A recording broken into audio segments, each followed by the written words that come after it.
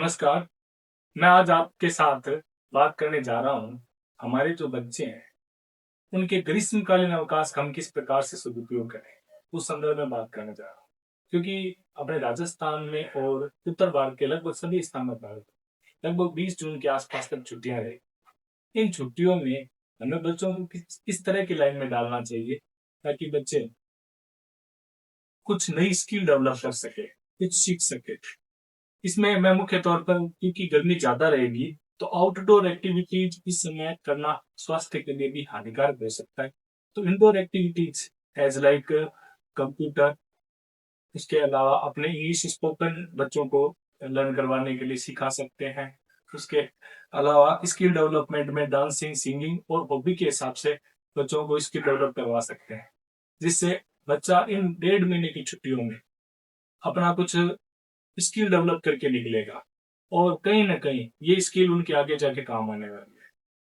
Computer में भी basic course है। इसके अलावा अगर कक्षा 10 से बड़े स्टूडेंट्स हैं, 11-12 के स्टूडेंट अगर है, तो उनको इस दौरान टैली वगैरह का कोर्स करना चाहिए।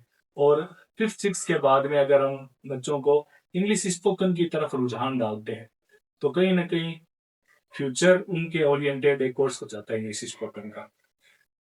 इसके अलावा अपने बच्चों को डांसिंग, सिंगिंग और क्राफ्टिंग के अंतर्गत डाल सकते हैं, क्योंकि इन समय के दौरान बच्चा आउटडोर एक्टिविटीज बहुत कम कर पाता है।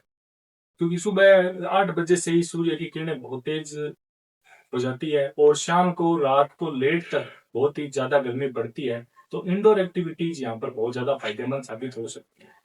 तो आपको अपने बच्चों को कहीं ना कहीं यूज करना है समय का, और उनको आउटडोर एक्टिविटीज की बजाय इन गर्मियों में इंडोर एक्टिविटीज की तरफ ध्यान केंद्रित करना चाहिए। बेसिक इंडोर एक्टिविटीज में मैंने आपको बताया, मैं दोबारा आपसे रिपीट कर रहा हूँ। जैसे कंप्यूटर बच्चों को सिखाना, छोटे बच्चे अगर 10 तक के हैं तो उनको बेसिक कंप्यूटर सिखाना चाहिए, और 11-12 के बच्चे हैं तो उनको एआई जनरेटेड कुछ कोर्स भी आजकल चलते हैं कंप्यूटर में। उसके अलावा टेली वगैरह के कोर्स करवाकर हम उनका स्किल डेवलपमेंट कर सकते हैं। स्पोर्ट्स एक्टिविटी में इंडोर एक्टिविटी, चेस वगैरह गेम बच्चों को लाके दे सकते हैं, क्योंकि अपना टारगेट ये रहना चाहिए कि बच्चा मोबाइल से जितना ज्यादा दूर रहेगा उतना ही ज्यादा वो स्पोर्ट्स एक्टिविटीज में उसका दिमाग है वो एक अच्छे तरीके से में चलेगा।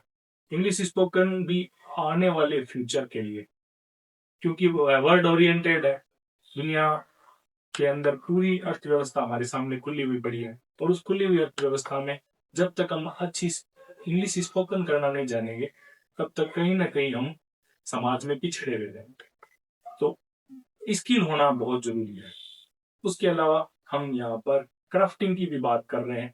क्राफ्टिंग बहुत ही अच्छी स्किल आगे जाकर हो सकती है, क्योंकि इससे एक तो बच्चे का मन बना रहता है, समय अच्छा स्पेंड होता है। उसके अलावा बच्चा कहीं ना कहीं एक क्रिएटिविटी दिमाग उसके अंदर चलता है। That's it.